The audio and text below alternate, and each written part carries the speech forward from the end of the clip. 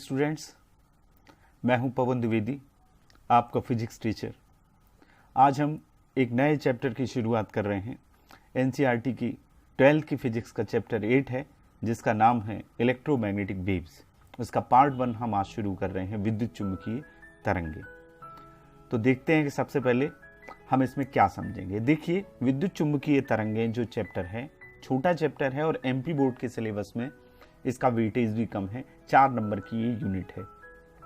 हमें electromagnetic waves को समझने से पहले डिस्प्लेसमेंट करंट, विस्थापन धारा की कॉन्सेप्ट को समझना पड़ेगा। अब तक आपने जो पिछले चैप्टर्स पढ़े हैं, उसमें जितनी चीजें पढ़ी हैं उनको यहां पर मिला जुला के आपको समझना पड़ेगा। सबसे पहले जेम्स क्लार्क मैक्सवेल ने विस्थापन धारा की कॉन्सेप्ट दी।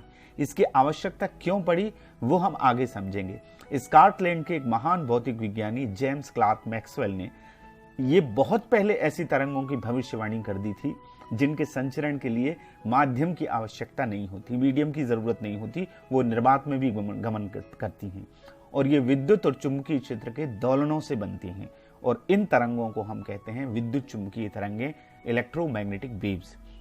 जेम्स क्लार्क मैक्सवेल की जो थ्योरी है, जो उनका एक्सपेरिमेंट है, उसके बाद में ये तरंगे अस्तित्व में आई। अभी आप जितनी तरंगों के नाम सुनते हैं, चाहे वो गामा तरंगे हों, चाहे वो परावैगनी हो, अल्ट्रावायलेट हो, एक्सरेज हो, ये सब विद्युत चुंबकीय स्पेक्ट्रम का एक भाग है। तो आपने जो पिछले चैप्टर्स पढ़े हैं उसमें आपने ऑस्टेट को पढ़ा। ऑस्टेट ने हमें ये बताया कि किसी चालक में विद्युत धारा प्रवाहित करने पर उसके आसपास चुंबकीय क्षेत्र उत्पन्न हो जाता है और इसको हम धारा का चुंबकीय प्रभाव कहते हैं, मैग्नेटिक इफेक्ट ऑफ करंट कहते हैं। ठीक है, ये बात तो हो गई। उसके बाद माइकल फैराडे और हेनरी के प्रयोग आपने चैप्टर में पढ़े हैं। विद्युत चुंबकीय प्रेरण वाले में फैराडे ने प्रयोग किए और उसके बाद फैराडे ने ये एस्टैब्लिश किया कि चुंबकीय फ्लक्स में जब भी परिवर्तन होता है तो प्रेरित विद्युत वाहक बल उत्पन्न होता है और यदि कॉइल बंद है तो उसमें प्रेरित धारा, इंड्यूस्ड करंट उत्पन्न होती है। ध्यान दीजिएगा, मैग्नेटिक फ्लक्स में चेंज होगा तो धारा उत्पन्न होगी। ये बात फैराडे ने स्थापित की। ठीक है, तब सवाल ये उठा कि जब चुंबकीय फ्लक्स में परिवर्तन से धारा उत्पन्न हो सकती है तो क्या विद्युत फ्लक्स में परिवर्तन से धारा उत्पन्न हो सकती है? जी हां, इस प्रश्न का जवाब जेम्स क्लार्क मैक्सवेल ने दिया। जब चुंबकीय फ्लक्स में परिवर्तन से धारा उत्पन्न होती है तो विद्युत फ्लक्स में परिवर्तन से भी धारा उत्पन्न होगी। इस प्रश्न का उत्तर हाँ है और ये उत्तर दिया जेम्स क्लार्क मैक्सवेल ने।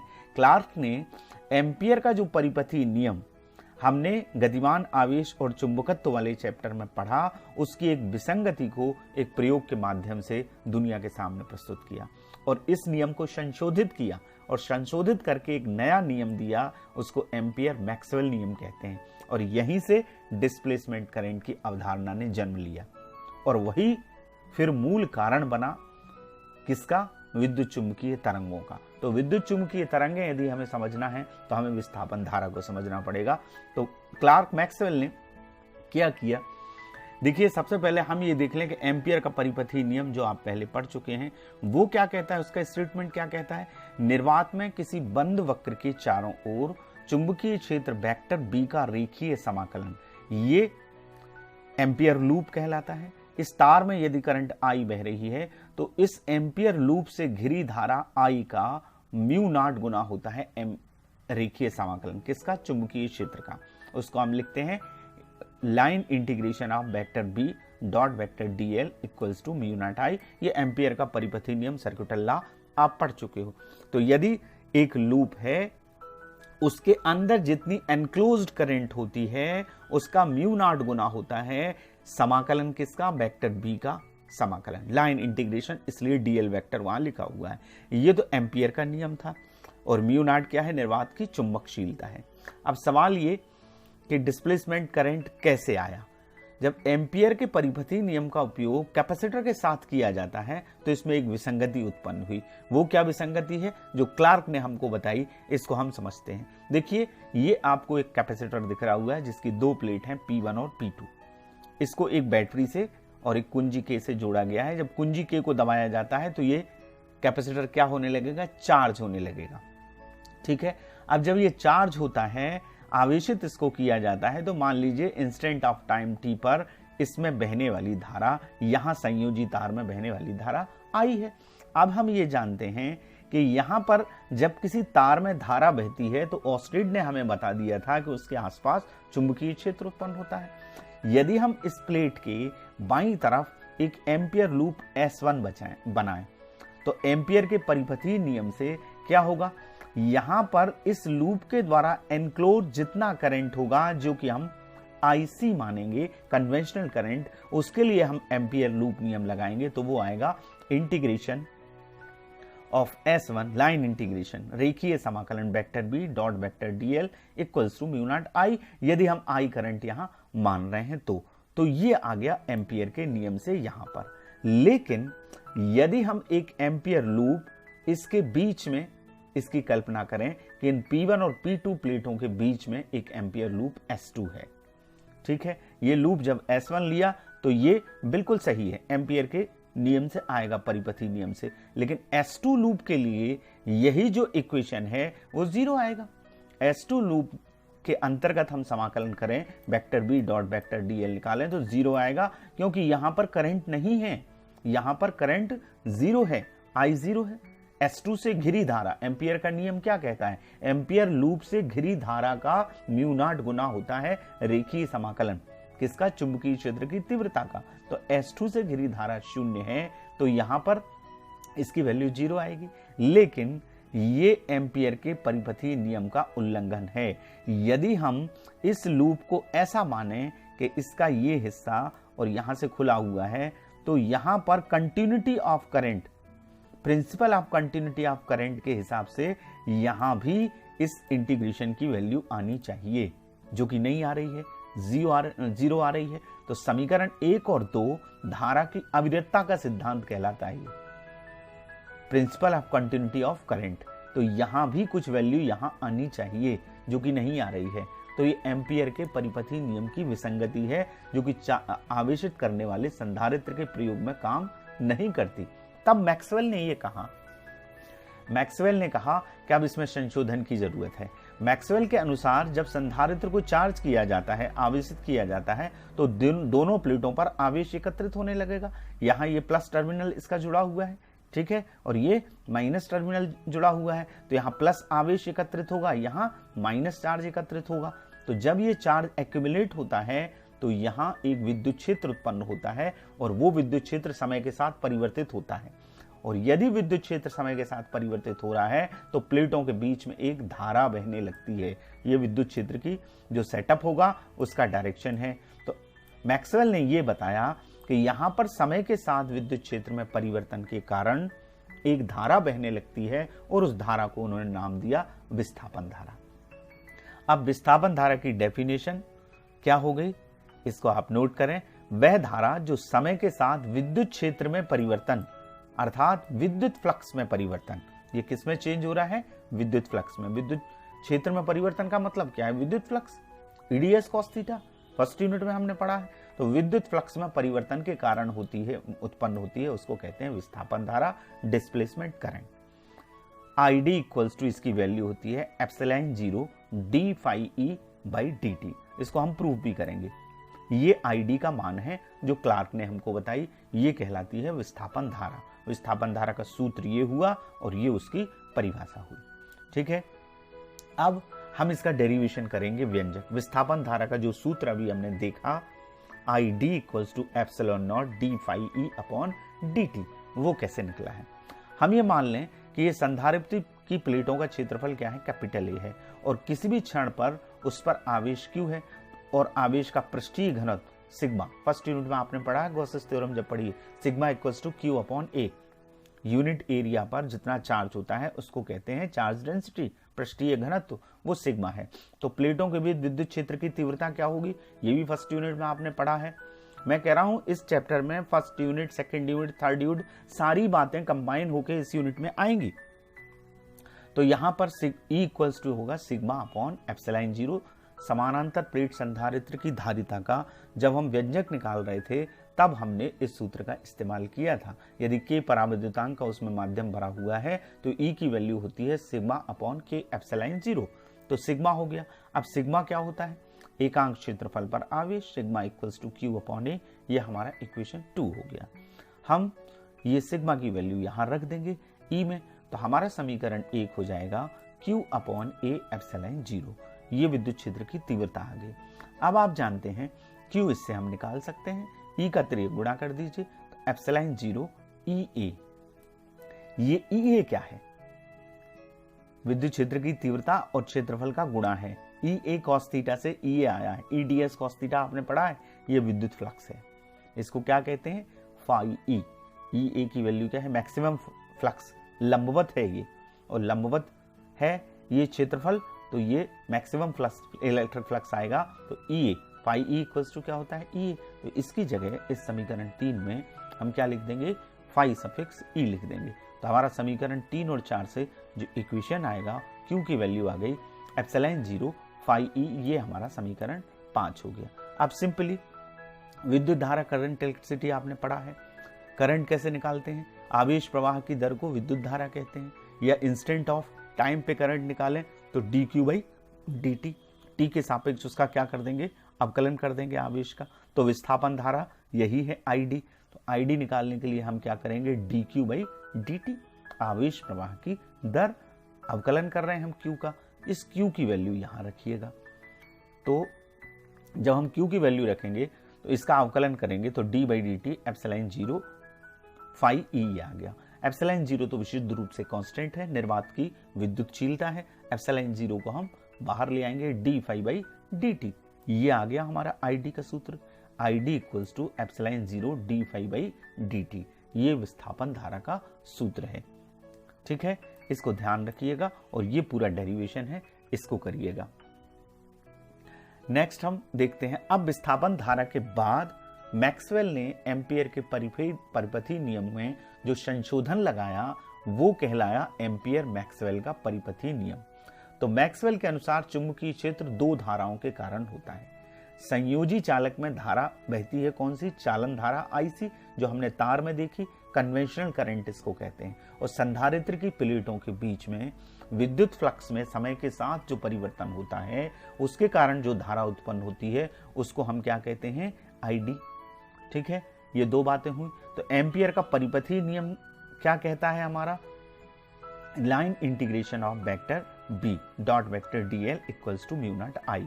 अब लेकिन दो करंट है हमारे पास, एक आईसी है और एक आईडी है। तो मैक्सवेल का, एम्पियर मैक्सवेल का परिपथी नियम का स्वरूप होगा समाकलन, रेखीय समाकलन vector B dot vector DL mu naught IC. ये बाहर जो कन्वेंशनल करंट है जो तार में बह रही, संयोजी तार में, और ये संधारित्र की प्लेटों के अंदर प्रवाहित हो रही है आईडी। तो mu naught IC plus mu naught ID, mu naught को हम कॉमन निकाल सकते हैं। तो ये भी एम्पियर का परिपथी नियम ही होगा, vector B dot vector DL mu naught IC plus ID. अब आईसी की, आईडी की वैल्यू ये है हमारे पास। तो फाइनली ये इक्वेशन इस तरह से भी लिखा जा सकता है, phi integration vector B dot vector DL equals to mu naught IC plus ID की वैल्यू हमने रख दी epsilon 0 D phi E upon D T. तो एम्पियर मैक्सवेल के परिपथी नियम का जो के सूत्र हैं वो ये तीनों हैं। एक ये कॉमन निकाल लेंगे तो ये दूसरा, आईडी की वैल्यू ये होती है, ये भी आप ध्यान रखिएगा, आईडी की वैल्यू, और आईडी की वैल्यू रख देंगे तो ये तीन समीकरण कहलाते हैं एम्पियर मैक्सवेल के परिपथीय नियम, जो उन्होंने संशोधन उसमें लगाया था। अब हम बात करते हैं विद्युत चुंबकीय तरंगों की। मैं आपसे कह रहा था विद्युत चुंबकीय तरंगें, जितने नाम आपने सुने वो तरंगें जो हमें सूर्य से जो प्रकाश प्राप्त होता है उसमें बहुत सारी तरंगें शामिल हैं। कुछ चीजें ऐसी हैं, कुछ तरंगें ऐसी हैं जो हमें केवल दिखाई देती हैं, वो दृश्य प्रकाश से। इसके अतिरिक्त भी बहुत सारी तरंगें हैं, एक्स किरणें हैं, परावैंगनी किरणें हैं, रेडियो तरंगें हैं, अवरक्त किरणें हैं, इंफ्रारेड हैं। तो मैक्सवेल की विस्थापन धारा की अवधारणा का जो इंपॉर्टेंट कंक्लूजन है वो ये है कि त्वरित आवेश जो चार्ज एक्सेलरेट होता है, समय के साथ उसका वेग बढ़ता है, तो वो ऐसी तरंगें उत्पन्न करता है जिसमें विद्युत क्षेत्र और चुंबकीय क्षेत्र परस्पर लंबवत तलों में दोलन करते हैं। तो उन तरंगों को हम कहते हैं विद्युत चुंबकीय तरंगें। मतलब ये हुआ कि विद्युत चुंबकीय तरंगें वे तरंगें हैं जो एक दूसरे के लंबवत तलों में विद्युत क्षेत्र और चुंबकीय क्षेत्र के ज्यावक्रीय दोलनों से बनती हैं, साइनोसाइडल ऑसिलेशन से बनती हैं, और ये दोलन तरंग संचरण की दिशा के लंबवत होते हैं। ये देखिए एक विद्युत चुंबकीय तरंगों को प्रदर्शित किया गया है। इसमें ये इसका विद्युतीय अवयव है, विद्युत वेक्टर है E, और ये विद्युत वेक्टर है B। ये एक दूसरे के लंबवत होते हैं। एक मान लीजिए x अक्ष में डायरेक्शन में है और एक y डायरेक्शन में है, तो विद्युत चुंबकीय तरंग का संचरण की दिशा z डायरेक्शन में होती है। यानी E और B विद्युत क्षेत्र और चुंबकीय क्षेत्र के दोलन परस्पर लंबवत होते हैं और तरंग के चलने की दिशा के ये लंबवत होते हैं। तरंग z दिशा में चलती है, तो ये इस तरह से तरंग को शो किया जाता है। तो आगे आप स्पेक्ट्रम जब पढ़ेंगे तो उसमें रेडियो तरंगे, माइक्रोवेव, इंफ्रारेड, विजिबल यानी दृश्य प्रकाश, अल्ट्रावायलेट, परावैंगनी किरणें, एक्स किरणें, गामा किरणें, ये पूरा एक स्पेक्ट्रम कहलाता है। इसको आप पढ़ेंगे। ये पूरा समूह विद्युत चुंबकीय तरंगे हैं। विद्युत चुंबकीय तरंगों के सामान्य गुणधर्म एक से हैं, लेकिन अलग अलग तरंगों के कुछ अलग अलग गुण भी होते हैं, उन पे हम बात करेंगे। तो विद्युत चुंबकीय तरंगों की गुण या विशेषताएं क्या हैं, इनको आप समझ लीजिएगा और इन्हें नोट कर लीजिएगा। पहला, ये तरंगें त्वरित आवेश या दोलनीय आवेश से उत्पन्न होती हैं। जो आवेश ऑसिलेशन करता है, एलसी परिपथ आपने पढ़ा है, एलसी परिपथ इन तरंगों का स्रोत है। हर्ट्ज ने, मार्कोनी ने इस संबंध में बहुत सारे प्रयोग किए और जेसी बोस ने, जगदीश चंद्र बोस ने प्रयोग किए, और उन्होंने प्रयोगशाला में विद्युत चुंबकीय तरंगों का उत्पादन करके दिखाया, और हर्ट्ज ने इस पर बहुत काम किया। तो ये किससे उत्पन्न होती है? त्वरित आवेश से, दोलनीय आवेश से। एलसी सर्किट में दोलन होते हैं। ये तरंगें निर्वात में भी गमन कर सकती हैं, मतलब इनके चलने के लिए माध्यम की आवश्यकता नहीं है। जैसे ध्वनि तरंगें बिना माध्यम के गमन नहीं कर सकती। ध्वनि तरंगें अनुदैर्घ्य तरंगें हैं, लॉन्गिट्यूडनल वेव हैं, और ये अनुप्रस्थ तरंगें हैं। कैसी तरंगें हैं? अनुप्रस्थ तरंगें हैं। चौथा गुण इनका ये है, इस सूत्र को भी आप ध्यान रखें, इन तरंगों में विद्युत क्षेत्र और चुंबकीय क्षेत्र के आयाम, मैक्सिमम वैल्यू E0 और B0 का अनुपात प्रकाश की चाल के बराबर होता है, C के बराबर होता है। C बराबर होता है 3 × 10⁸ मीटर प्रति सेकंड। निर्वात में इनकी चाल ये होती है 3 × 10⁸, जो कि प्रकाश की चाल है, उसी चाल से ये चलती हैं, और चाल को निकालने का सूत्र है C = 1/√μ0 एप्सिलॉन नॉट, μ0 एप्सिलॉन 0। μ0 निर्वात की चुंबकशीलता और एप्सिलॉन 0 विद्युतशीलता।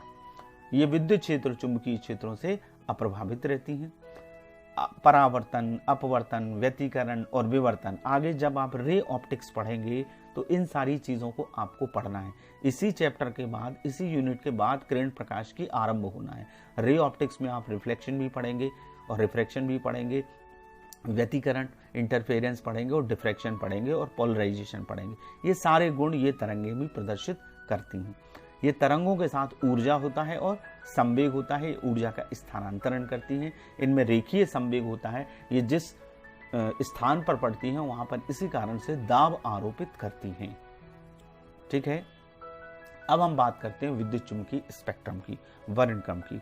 देखिए, बहुत सारी विद्युत चुंबकीय तरंगें जिसकी हमने अभी बात की, रेडियो तरंगें, गामा तरंगें, एक्स किरणें, परावैंगनी किरणें, इनको तरंग दैर्घ्य के बढ़ते क्रम में या आवृत्ति के घटते क्रम में, देखिए तरंग दैर्घ्य और आवृत्ति में व्युत्क्रमानुपाती संबंध है। तरंग दैर्घ्य यदि ज्यादा है तो आवृत्ति कम होगी, तरंग दैर्घ्य कम है तो आवृत्ति ज्यादा होगी। तो सबसे कम तरंग दैर्घ्य की तरंगें सबसे पहले, या आवृत्ति के घटते क्रम में सबसे अधिक आवृत्ति की तरंग सबसे पहले, इस क्रम में रखा गया है। और इस पूरे क्रम को, अनुक्रम को कहते हैं विद्युत चुंबकीय वर्णक्रम या विद्युत चुंबकीय स्पेक्ट्रम, इलेक्ट्रोमैग्नेटिक स्पेक्ट्रम। तरंग दैर्घ्य के बढ़ते क्रम में इन तरंगों के नाम क्या हैं? गामा किरणें, एक्स किरणें, परावैंगनी किरणें, अल्ट्रावायलेट यूवी दृश्य प्रकाश, इंफ्रारेड, माइक्रो तरंगे, सूक्ष्म तरंगे या और रेडियो तरंगे। ठीक है, इनमें से कुछ तरंगें हमें दिखाई नहीं देती, केवल दृश्य प्रकाश को छोड़ के, आंख से दिखाई नहीं देती। ये वाला हिस्सा जो हमें दिखाई नहीं देता, उसे विशेष संसूचकों से, डिटेक्टर से डिटेक्ट किया जाता है। ये कहलाता है अदृश्य स्पेक्ट्रम। विद्युत चुंबकीय स्पेक्ट्रम का बहुत छोटा सा भाग ही हमें दिखाई देता है, जिसको हम कहते हैं दृश्य स्पेक्ट्रम, और इसमें विजिबल लाइट आता है जो 7 रंग का हमें दिखता है, विवग्योर, violet, indigo, blue, green, yellow, orange और रेड। और इसकी जो वेवलेंथ होती है, रेंज, वो 4 × 10⁻⁻7 मीटर से 8 × 10⁻⁻7 मीटर या 4000 एंगस्ट्रॉम से 8000 एंगस्ट्रॉम। आप जानते 1 एंगस्ट्रॉम 10⁻10 मीटर के बराबर होता है। और अदृश्य स्पेक्ट्रम वो जो हमें आंख से दिखाई नहीं देता। तो दृश्य प्रकाश को छोड़ के बाकी की तरंगें जो हैं, गामा किरणें, एक्स किरणें, परावैंगनी किरणें, अवरक्त किरणें, माइक्रो या सूक्ष्म तरंगें, रेडियो तरंगें, इनके अलग अलग गुण हैं और इनके अलग अलग उपयोग हैं। ये सब अदृश्य हैं। इनको डिटेक्ट करने के लिए अलग अलग विधियां हैं, उन संसूचकों का उपयोग किया जाता है। तो विद्युत चुम्बकीय स्पेक्ट्रम जो आप देख रहे हैं, इसको आप देख लें। गामा किरणों की रेंज जो होती है वो 10⁻⁻14 मीटर से 10⁻⁻10 मीटर और इनकी फ्रीक्वेंसी 10⁻18 हर्ट्ज से 10⁻22 हर्ट्ज। ये जो स्पेक्ट्रम है ये तरंग दैर्घ्य का बढ़ता क्रम है और ये आवृत्ति का घटता क्रम है। आवृत्ति नीचे जाने पर घटेगी और तरंग दैर्घ्य नीचे जाने पर बढ़ेगी। यानी सबसे कम तरंग दैर्घ्य गामा किरणों की होती है और सबसे अधिक तरंग दैर्घ्य रेडियो तरंगों की होती है। तो ये स्पेक्ट्रम है। बाद में एक्स किरणें हैं जो टूटी हुई हड्डियों का पता लगाने के लिए जिनका उपयोग किया जाता है। अल्ट्रावायलेट किरणें हैं, ओजोन लेयर इनको रोकती है, सोख लेती है, अवशोषित कर लेती है, जो सुरक्षा कवच का काम करती है। विजुअल लाइट है, ये इस रेंज में पाया जाता है। इंफ्रारेड, सबसे ज़्यादा ऊष्मीय प्रभाव इनमें होता है। माइक्रो तरंगें, माइक्रोवेव ओवन में जो इस्तेमाल होती हैं, और रेडियो तरंगें जिससे कम्युनिकेशन आज का चल रहा है। तो आज के चैप्टर में हमने थोड़ा सा समझा विद्युत चुम्बकीय तरंगों को, स्पेक्ट्रम को। देखिए एमपी बोर्ड के सिलेबस में केवल 4 नंबर की यूनिट है जिसमें 1-2 नंबर का क्वेश्चन आना है और 1-1 नंबर के 2 आना है, इसलिए ज़्यादा वेटेज नहीं है। आपको शॉर्ट क्वेश्चन करना है। तो नेक्स्ट वीडियो मैं आपके बीच में लेके आऊँगा, वो होगा ऑब्जेक्टिव का। छोटे क्वेश्चन जो इस चैप्टर से रिलेटेड हैं उसको भी आप देखिएगा और इसे देखिएगा, और मेरे चैनल को लाइक करिए और सब्सक्राइब करिए। Thank you very much.